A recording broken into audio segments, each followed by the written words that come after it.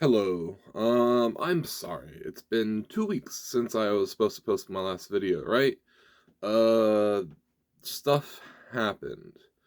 One of those things that happened is I worked 6 days straight just because it was a Wednesday through a Monday. It was horrible. I needed to rest. So that's my reasoning for my first week off. The second one, that's entirely my bad. I'm not gonna make excuses. I'm sorry about that. Um, you know what? That's okay because that sort of it's okay to say that because that sort of builds into what I'm going to talk about today, right? That's sad to get into. So, for those of you who are joining me on this little um I don't want to call it a lecture series because that's not what this is. This is me trying to speak wisdom. It's my series of wisdom for those who come after me because that's what life is about. Um, so, for those of us who are joining me, this is now episode 2 of that series. Today, I'm going to talk about leadership, and it's actually kind of useful that I shouldn't say useful. It's disappointing that I failed to meet my own expectations and to let you guys meet and to give you guys something that I told you I would give, and that is my fault. Um, but that does help bring the point around. Today, I want to talk about leadership. Yes, I am failing. Yeah, I'm just going to say it. But it's better that I be upfront about it. So for men, we need to be leaders for a couple of reasons. First of all, when I talk about service last time, it's part of 3 pillars. I'm going to include the next two in a later episode. The other two. I shouldn't say next two, just the other two. I have 3 pillars of leadership. There's actually four, but the fourth one is not. It doesn't fall with the other three in the same way. Because the fourth one kind of gets built up along the way when you're working on the other three, but it is not so much for leaders. Even though you need it, it's something that all men need, not just leaders. Um, and it's something that men are predisposed to. So I'm not going to talk about that. Today I'm going to talk about leadership. So there are 3 pillars of leadership. There is humility, honesty, and sacrifice. I'm usually I'd say instead of honesty, I'd say integrity. And the words are sort of synonymous in English, but it gets a little bit more specific when you use integrity. Like, integrity encompasses a bit more, so I'm just going to use humility to start with. Well, not humility, I'm going to use honesty to start with. Because honesty will lead to integrity. I'm not going to go in depth on those except to say that you need to be able to say that you are an imperfect human being working on yourself. That's the first thing. You have to be able to say the things that you're working on and the things that you're good at. That's honesty. Like, those two are part of honesty. The next, and this is, I'm just going to say some of the things in order that kind of circle around. The next thing is to say the humility to say these are my failures. These are things I have to work on. Right? You can't lie about what your failures are, and you can't run away from them either. You have to accept them and work on them. And then you need to do that in the idea that you will be able to serve better and to serve those around you. And the reason why this is important is because even though these are qualities of leadership, I'll put it this way. The best leaders we tend to give more leadership to, right? Those with more competence in certain fields tend to tend to raise higher in those hierarchies. So people who are good at leaders tend to, in general, rise up hierarchies better because they are able to lead better. So they have conquered the the ability to lead, so therefore they rise up the hierarchies because all hierarchies require leaders. Um, like that's the first big thing. If you're ever wanting to get married, have kids, you need to be able to lead your own household, in your job. If you're going to run a business, you have to be able to lead that. Leadership is a mandatory in today's world. Um, I know that a lot of young guys are gonna be like, I want the girls. I was one of these guys. I want a wife and kids and a family.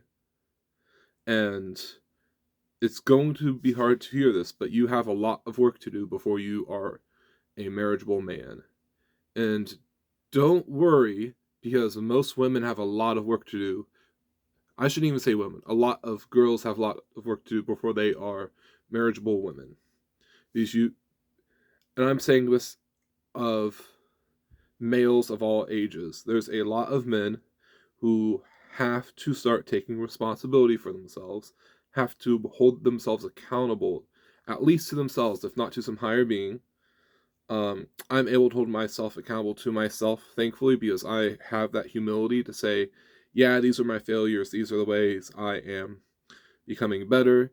But I'm also holding myself accountable to a higher being. I'm saying, I can't do this alone, please help me. And I know I am falling off the bandwagon, right? Like, it took me 2 extra weeks to put out a video. And I'm probably I'm going to post this on Friday. I will have it uploaded and ready to post for Friday. And know that I'm recording this Tuesday night. It's now technically Wednesday because it's a little late. But on some better news, when I started my weight loss journey, I weighed 310 pounds. I am now down to 260. And I let myself have some fun today and ate some nasty stuff for my body, but I don't care too much because I understand why I let myself do it. I understand that I need to go back to my diet. That's all good. By the time my physical comes around after my birthday, my plan is to be at around 240. If I meet all my goals.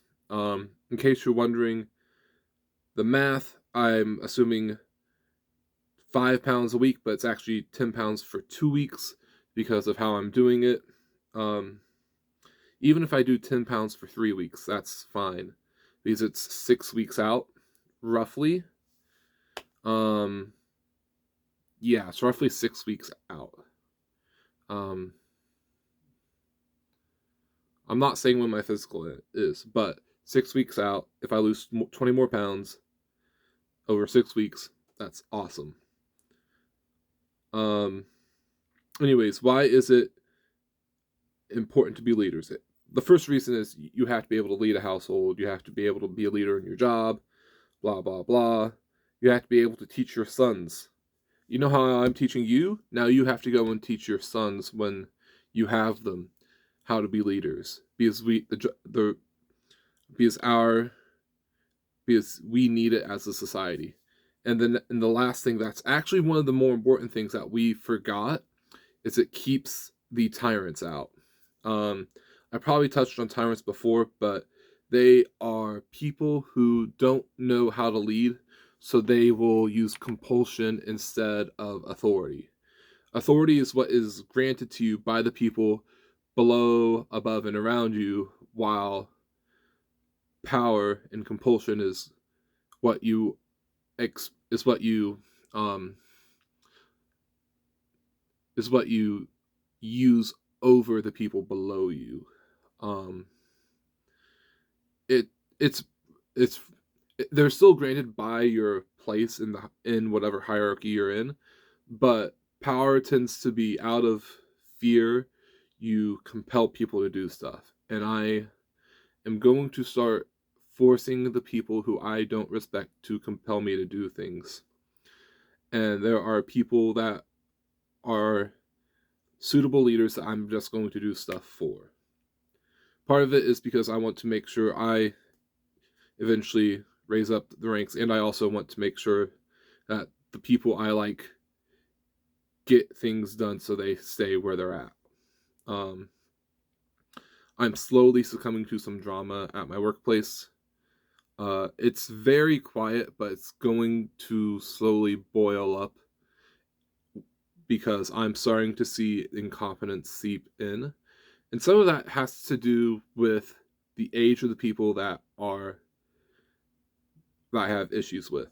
Um, it sucks, and I'm going to have to tell them, hey, shape up. You are actually failing to do your job. Some of it's just the people around me.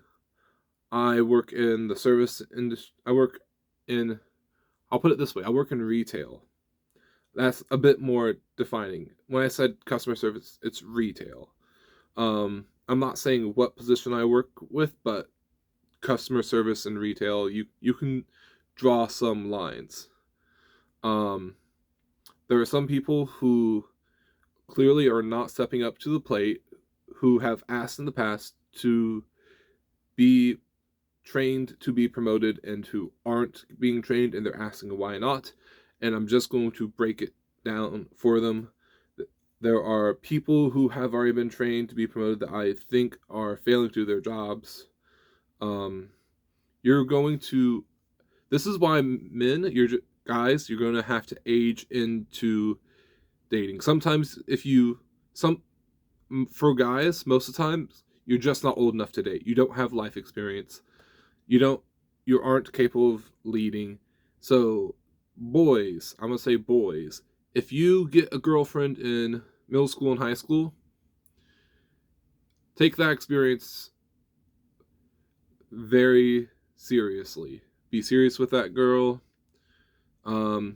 Because to be quite honest, you've broken the rules a little bit because she doesn't understand the way the game is played yet. And that'll change when girls hit 16, 17. I will say you might look into Rollo Tomasi's work, because even though I don't agree with his recommendations for men, I do agree with a lot of the statistics. And if you're wanting statistics on dateability and suggestions for guys, I'd go to the Book of Numbers by Aaron Clary. It is a short read. If you understand statistics and you have some mathematical understanding, read it. Yes, the cover is abhorrent, but ignore the cover. It's useful information. The Book of Numbers is about the ROI on pursuit of women. It's life-saving information. Do not pursue girls when you're that young. Yeah, sure, ask them out if you want to, but understand that you're probably going to get rejected. They have the attention of a lot of guys. All the guys have roughly the same social status, unless there's some flirts out there. If you're a popular guy, cool, you can go flirt with the girls.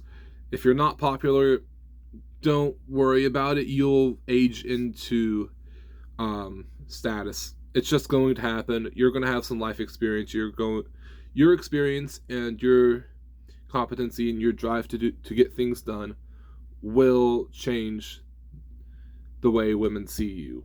It's just going to happen. You will age into it. It's fine. And this sucks to say because I was lied to when I was younger. It's all boys get told one lie and all girls get told one lie, and it's a very similar lie, and the world has to change before, like, society has to change before the laws change, or before the laws even get applied correctly. Right now, it is not a good idea to pursue a woman. right now is a good idea to work on yourself. Get a job when you are 16. It doesn't matter if it's minimum wage. Hopefully you get something that's a little bit more. Save up some money. Don't go to college. Go to either a trade school or try to work up some sort of hierarchy. Once you get 18, your parents are probably going to want you to move out. Actually, no. Nowadays, not so much. But as men, you should start to learn how to be independent. You need to start making your own appointments. Probably when you are 16, 17, work with your parents and start making the phone calls for yourself. At least make phone calls to ask about information. You have to start being able to make phone calls on your own to fix things. If they give you a car, you make the phone calls to make the appointments to get your oil changed. You have to get your oil changed on your car. You have to get all sorts of maintenance done on a car. Start learning by calling up to a mechanic, seeing what their rates are, shop around a little bit, but you have to learn to start making these calls. You have to learn how to make appointments and keep those appointments. Right now, you're just going to school. Guys, if you're in your 30s, just make the... If you still live with your parents and they're making all the phone calls for you, for your doctor's appointments, for dentists, eye doctors, blah, blah, blah, to get oil change on your car, if they're still driving you around and you're still 30, you have failed to integrate into society. You have to start going out into the world now. You have to take charge of your own life. This is sort of like Jordan Peterson saying, go clean your room. I'm saying, go get the appointment to get your oil changed. Or even learn how to change it yourself. Both are great options. For me right now, my time is better spent going to my job. Because actually for me, the experience is worth more than what the job is paying. I make a decent wage. Right now we are understaffed, so my training is on pause because I am too valuable on a register. I just said register. You get the idea, right? Customer service, blah, blah, blah. I'm a cashier. I'm okay with saying that. That does not tell you nearly anything about where I work, thankfully. But I am more important doing the things I am assigned to do than being trained right now. I am more competent. I do faster speeds. I do the things I need to get done faster than some of my bosses. That's a thing. And that's okay because it means I have some sort of job security. It would take a lot more for me to get fired right now than it would for someone else, for a lot of other people. Right now, I'd probably have to walk into a sexual harassment complaint, do some sort of credit card scam. I'd have to do a whole bunch of stupid stuff like sell alcohol to a minor in order to get fired right now. Because they are short on staff, they can't afford to go without me. I am full-time. Great. By the way, when you're 18, if you have the reason why I say get a job when you're in high school, so that way you have first of all, it will look better on your college when you're applying to colleges. If you said I've had a job, I'm able to keep up the work, blah blah blah. It will help train you for college because you have to be able to motivate yourself. I'm gonna say this: if you're trying to be a leader, you have to take charge when things aren't getting done. You have to predict what's not going to get done and start doing it. You have to start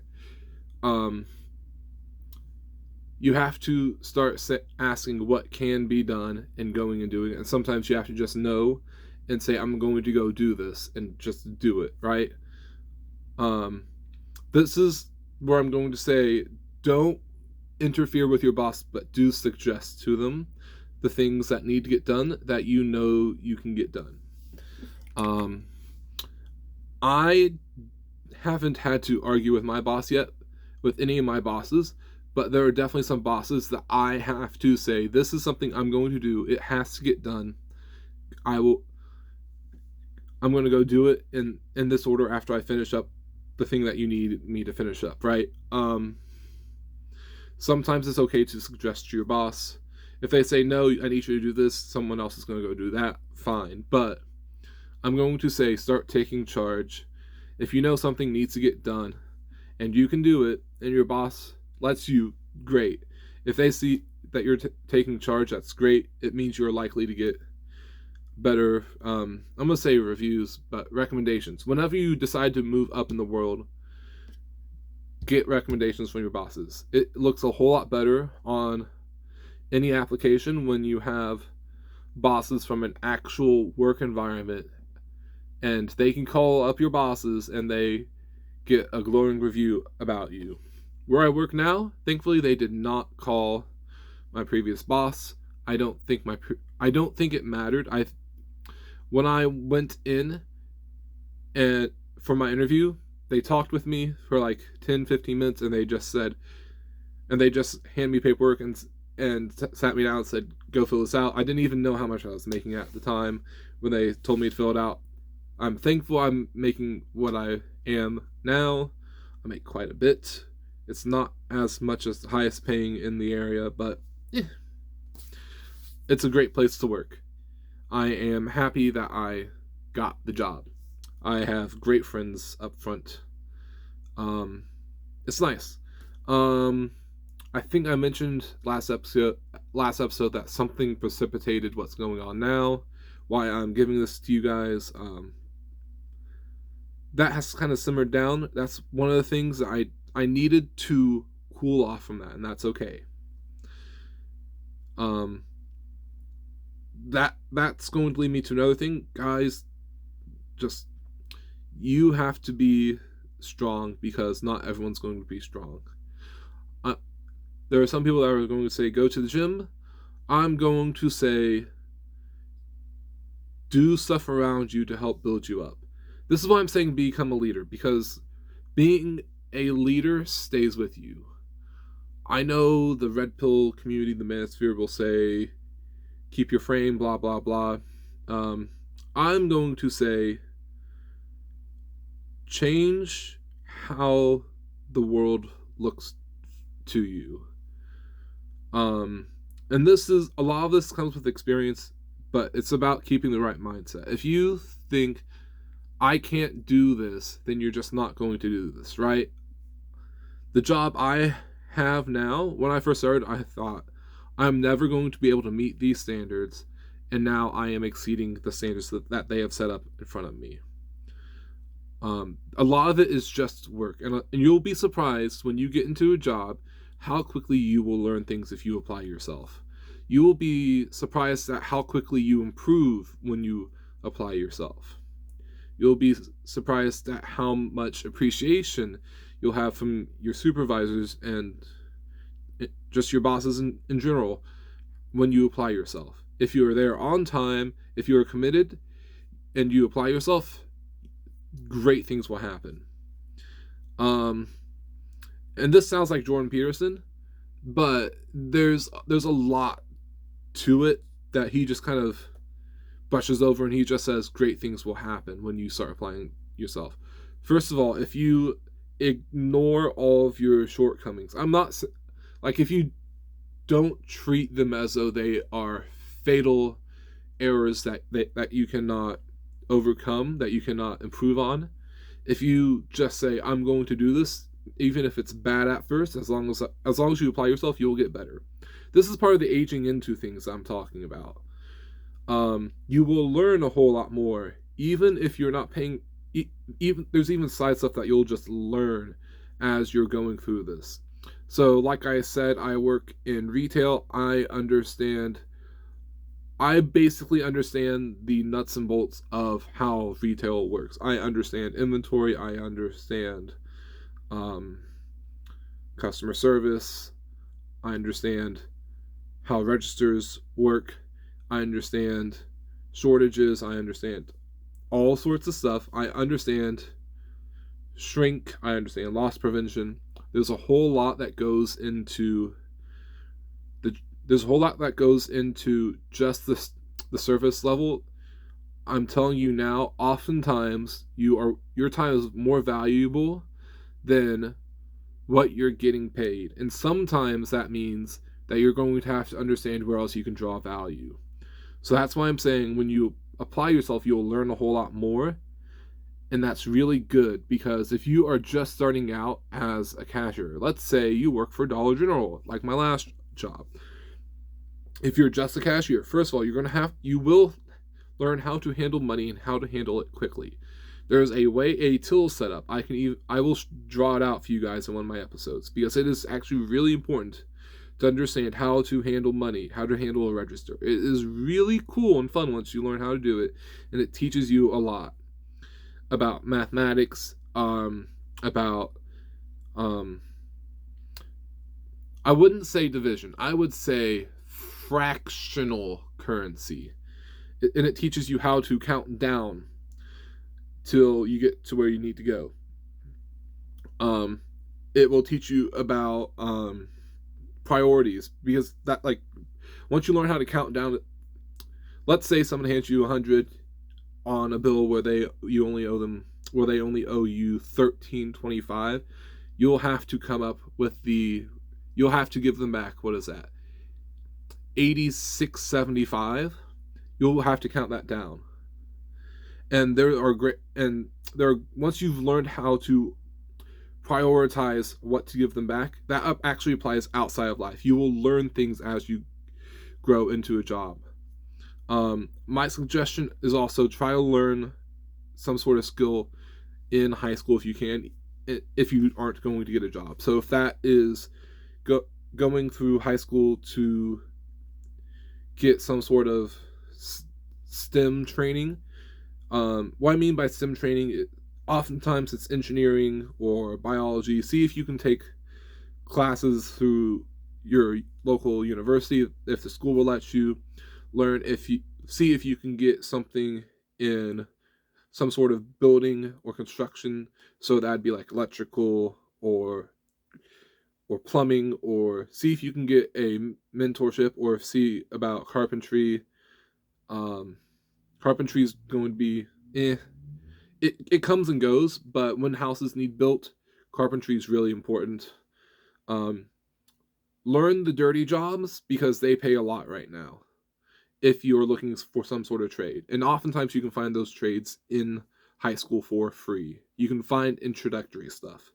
Learn to be a mechanic. You can learn how to be a mechanic in high school for free oftentimes, and then go to a university and just get some sort of certification in like 6 months and be done with it, or even 2 months, right? And then you can come out of high school making $20 an hour with very little energy. The idea is start seeking out your future, because right now we live in a very safe society to do that in. That has brought a lot of difficulties, but it is great right now to take advantage of that.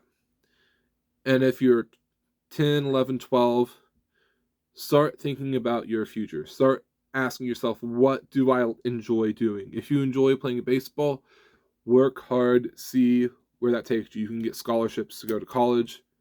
Don't go to college if you don't have some way to pay for it, because right now the student loan debt crisis is outrageous. It'll get even worse. You want some sort of way to pay for college without taking out loans. And don't get useless degrees.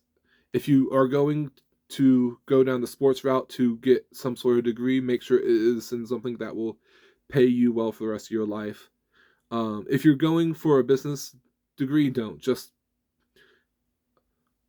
ask some business owners. This is where it's good to have two parents in the households. That way you have double the opportunity to find business owners to study under. See how they run books. Of course, they'll probably ask you to keep it quiet, but just keep it quiet, but understand how they run their books.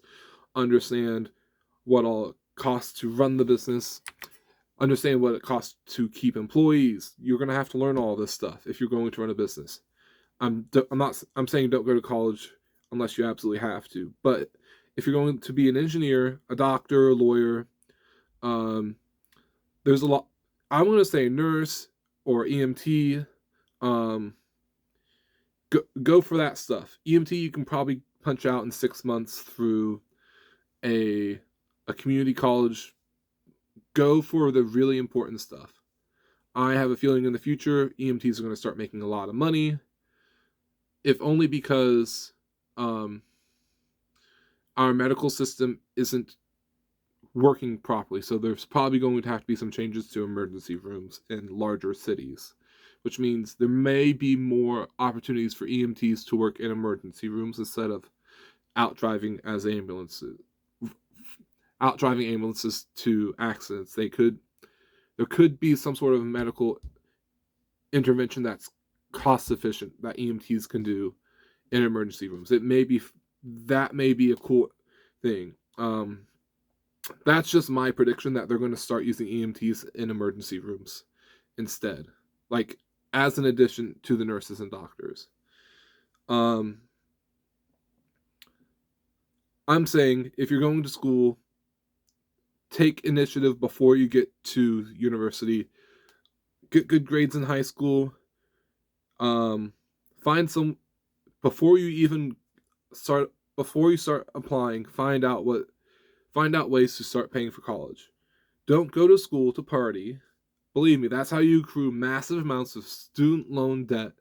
You walk out maybe with a body count.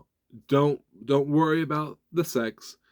Think about past your 20s. In today's society, you will be living till at least roughly 70 if you didn't get the jibby jab. Um, if you did, that's a different conversation. Um, or if you're or if you're obese. But then again, if you're obese, you're young, use this opportunity to lose the weight. It's taken me a bit longer, but I'm still relatively young. I will drop the pounds. People who are my mother's age, once they've done a whole bunch of damage to their bodies, it's harder for them to walk even. I have tried to pressure my mother to get outside to walk, get some fresh air. It's just not working. And it's sad, and there's nothing I can do because I am not her husband nor her father. So I don't get a say in her life. It's disappointing. By the way, boys, take care of your mothers. Boys, I mean all of you, take care of your mothers. But understand, if she was a single mother, she has probably failed you, like my mother has failed me. Oftentimes, single mothers try to replace the male presence in the household with one of their sons. She tried to use me. I'm just going to be honest. The issue is I'm not super masculine. As you can see, I have two paintings in the background currently. Yeah. I'm not super masculine. Nor do my brothers and younger sister really respect me. I didn't have authority, so I just got a whole bunch of responsibility. It's okay now. I look back like I needed to have some responsibility in my life.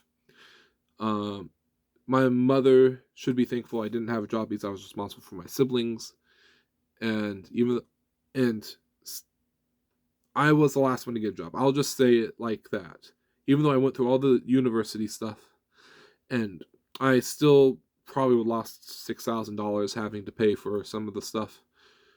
It was only $6,000 to learn a whole lot. Oh, and gas and time and blah blah blah and oil changes and a car.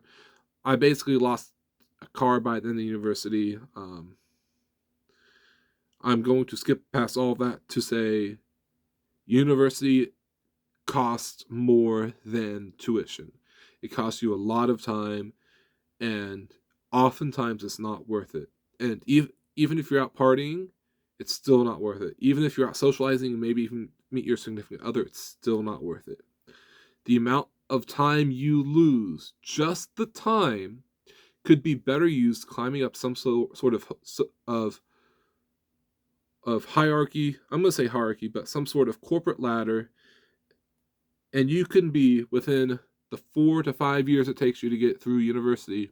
You could be some mid-level manager and make more than the starting wages of a college graduate. I have a bachelor's of science in biology. If I were to go for my master's or PhD and come back out and try to go into the workforce, I probably could have started at like 25 eventually. If I just went to start working at the job I am now, I would have saved up money instead of accrued a massive amount of debt.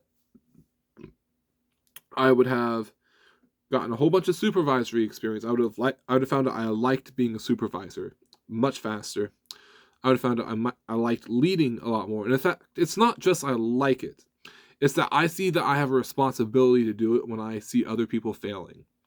It's part of an ego thing that I see that I can do this and these people can't. And it's probably going to become a bit of an ego thing for you guys too. And you know what? That's okay. If it takes a little bit of ego to say, I am better than this, I'm going to go do that, great. I want you guys to have the confidence and ego that comes with it when you're able to say, I can go do this, I am good enough to have these responsibilities, I am taking charge, I'm climbing this ladder. Great. You should have an ego that comes with that. Right? I know that sounds crazy, but that's like part of the masculine energy sort of thing that people are trying to grab onto.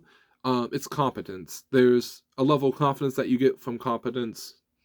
This is why being a leader helps in a lot of ways. I'm going to say something crazy now that will shock you a bit, but that's okay. There are arguments against a lot of the manosphere stats that you hear. And I'm just going to break into them, and there's a reason why I'm breaking into them, and I'll explain at the end. First of all, the online dating statistics Rollo Tomasi doesn't take into account the fact that he is sampling people who go and use online dating. That sounds crazy, right? Like, these are women's preferences. No, they're women's preferences who use online dating. So assuming the numbers still add up to roughly the same, which it shows they are even worse, this proves one major flaw with his data analysis, that the women who this is actually accurate. The women who use online dating tend to have bad judgment and have made a lot of mistakes and do not intend to change. They tend to go after the bad boys without realizing that they're just bad guys. They're not going to change.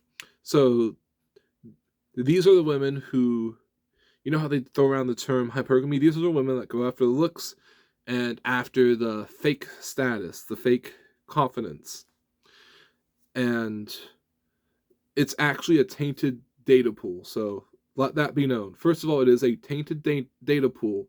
These women are not for you. They will never be yours. If you get one, it is just your turn. They are not worth marrying. Most women who are online are not worth marrying. Do not go on Facebook dating. Do not go on Tinder. Just do not do it, especially if you live in a blue state and near or in a large city like Minneapolis, Chicago, New York, Los Angeles. If you go to a big city in a blue state, just in general a big city, but definitely in a blue state, you will find all sorts of these women. They are not worth your time. I live in a red or purple state, and the city I live in is red or purple. And the only reason why it's red or purple is why the state is red or purple is because of my city and Indianapolis and the surrounding cities, because they're all suburb outshoots of Indianapolis. The next issue I have with, like, that's the first big data point, right? The second issue is the women he has targeted as part, how do I put this? The women who you pick up using pickup artistry, who game, right? game is the word they'll use, oftentimes have low self-esteem and or are sociosexual, which means they sleep around and have high body counts. And they oftentimes those two overlap. And in fact, usually the people who do sleep around have really bad self-esteem anyways. These are not marriage material. Do not pursue them if you want a family. I'm not going to use a lot of the jargon to explain what these kinds of what people call these women, but you can get the gist. I'm giving the reason why I'm saying these is because I'm giving you tools to be righteous people, to change the world for the better. Even though I might not have kids, I want to equip you to be the change, right? Because I'm changing myself. Hopefully, this is to change you too. If you want to see women change, raise the standards. If you see a guy sleeping around with a body count above 20, exclude him from your friend circles. You should only have friends with those people who hold at least similar enough values to you. If you see a guy who is sleeping around, oust him. Say, hey, this guy is a scoundrel. He's running around with all these women. Don't be friends with him. Do not interact with him.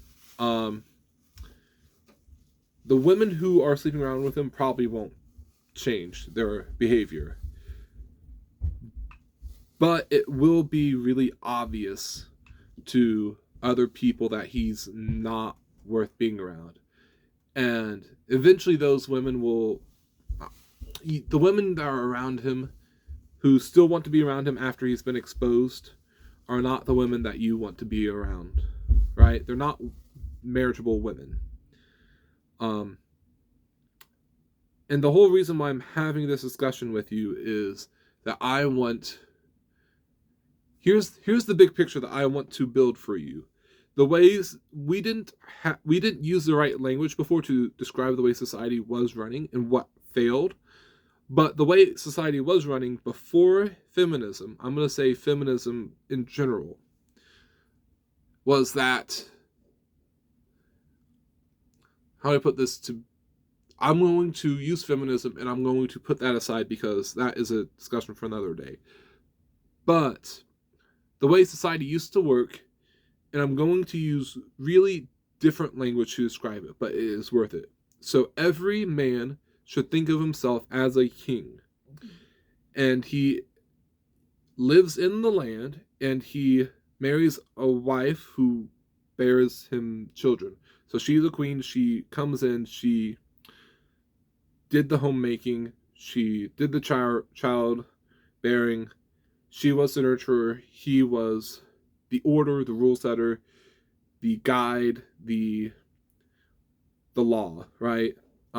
He raised children in different ways than the wife could. She would cook, clean, teach the girls how to be good wives. The man would teach sons how to be good men, and they would also teach both their sons and daughters how to choose good people. And then not to mention that the marriage between a man and a woman, when it works effectively, shows the children what love is and how to work through difficulties with your significant other. Like, that is the biggest... Like, there are like 2 or 3 big upsides to staying in a committed marriage, till death do we part, that children will learn great things from. One, how to love someone. Preferably, right now, I'm going to, just to make it simple, because I know right now there's going to be homosexuals. I'm not condemning you. I think that society has an issue, but I'm not going to condemn you right now. There's a lot more going on in society right now than I can account for. but I'm going to account for men. I don't care if you're attracted men or women.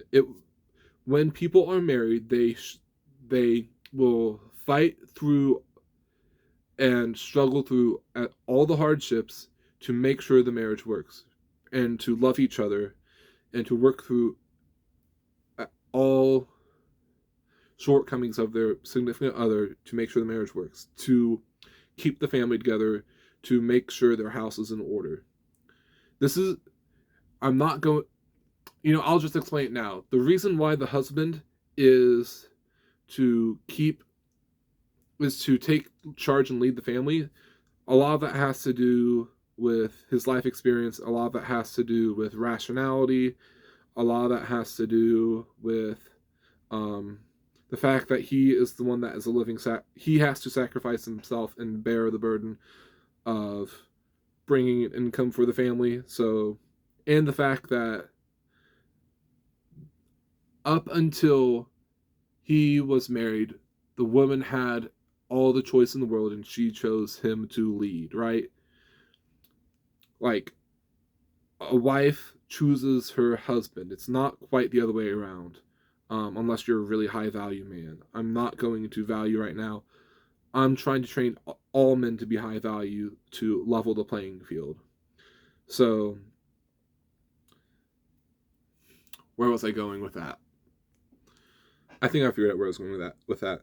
Anyways, a marriage is supposed to be so that way the wife and the husband, have a safe place to bear children and to raise them. The husband goes out and breaks himself so that way he can take care of his family. The wife nurtures the kids.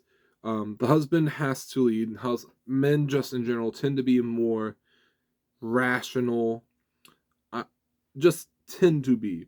But men have, the great thing about men is because they have made sacrifices, because they have been,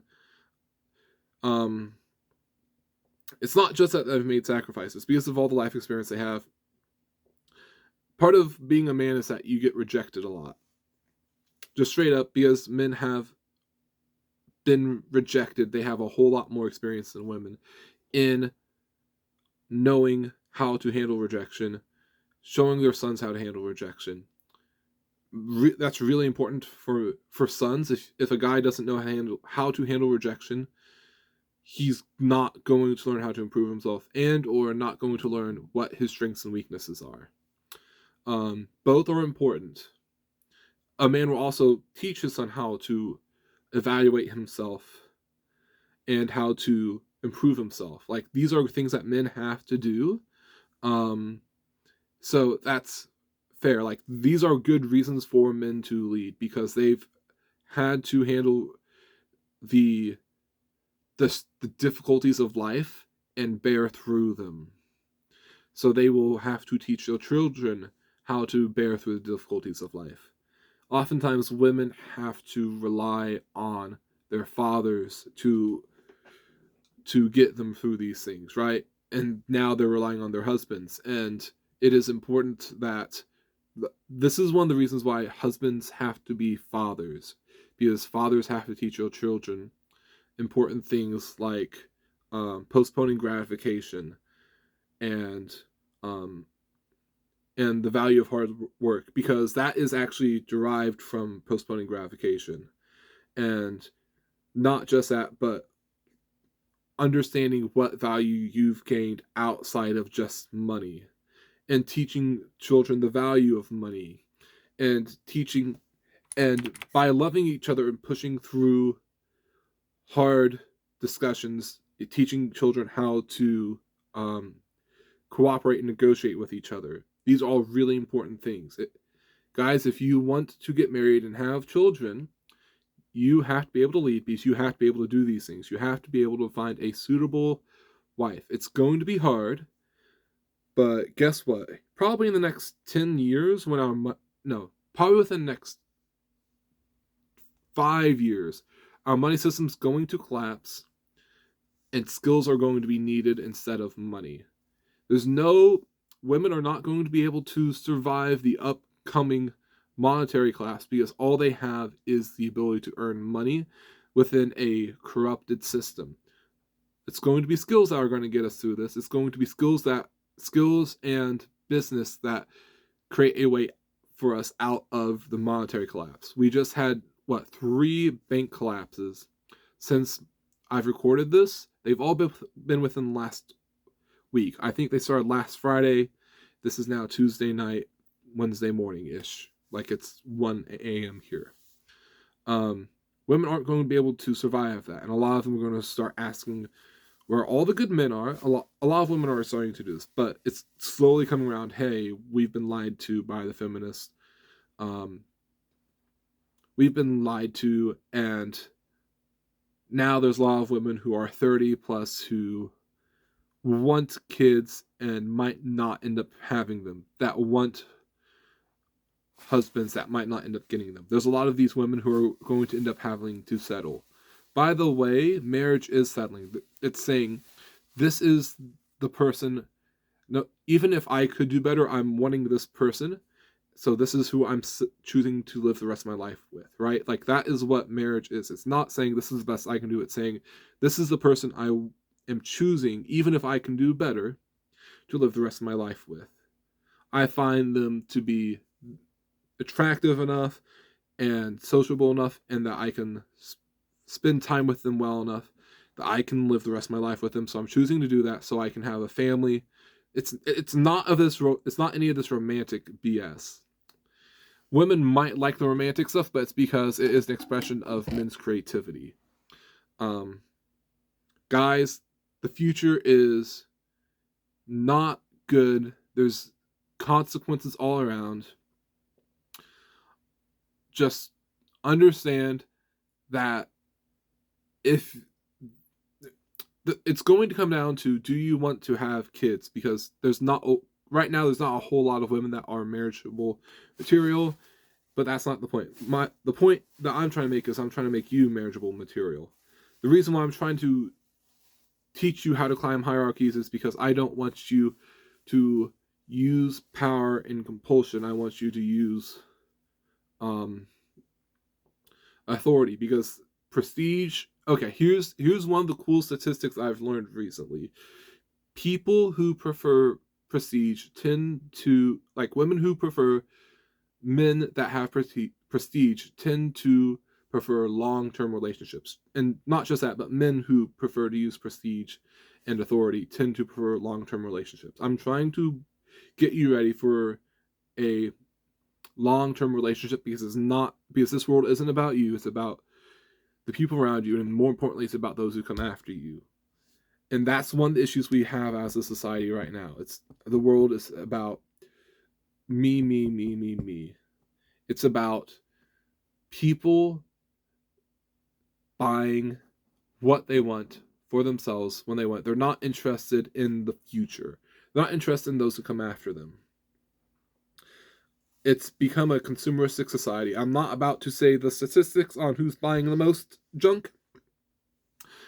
That will horrify you as to the state of our society. What I am going to say is, we have to fix it. It has to be us guys, and we have to take back our society, because women aren't interested in that. They will marry whoever has the most. This is just a sad truth. Women pick from the winners, and it's time that we become the winners, right? We can mold society. Women aren't capable. Women might bring forth the next generation, but it is men who mold the society. It's men who created the light bulb. It's men who created money, right? This wasn't a woman's creation. This world isn't a woman's creation, except to say that it is women who created the people. And to be quite honest, it was women who bore the burden of the 9 months, the 10 months, right? And that sounds crazy, but I'm saying this as a man to hopefully men. It takes 2 to make a child. It is just as much your responsibility as it is the woman's. Now, ultimately, you can say it is more than women's responsibility because women control the access to sex. Okay, and women want relationships, so we control that, right? Like that's the exchange. So that means children only come into the world through women, but that also means that grandchildren basically only come into the world because of men. That sounds crazy, but men build the future while women build the present. That's basically what I've come to my opinion on. And the issue is right now women don't want to do that. They are chasing prestige when it is even when if it's going to hurt their marriage, even if it's going to hurt their marriageability, and that's just disappointing. So it is on us to take back the world one step at a time. Show the world that women aren't good men, right? Like we have to sacrifice ourselves, and that's just the way the world is. And if the sooner we start realizing that, the faster we can start changing the world back to the way it's supposed to be. Now I don't know what we're going to do from here, but I'm sure that one of us is going to come up with the right solution. And if the right solution is only just to say it's time for us to step up and be leaders, then that is a good start. I don't know when my next video is going to be or what it's going to be on, but I like this discussion. It's time we step up and be leaders. And I am sorry that I failed you, and I promise I will make it up to you. And I'm sorry that this took almost an hour to get through, and if you left at any time during this, I understand. Thank you for watching. If you want to help build the next generation up, share this video. If you want your friends to start growing up, share this video. Shoot, I hope you all grow up because I sure hope I grow up soon, right? I don't have all the answers. I just know there are some answers that someone has to say, and I feel the compulsion to say them. Thank you for watching. I will see you around. Peace.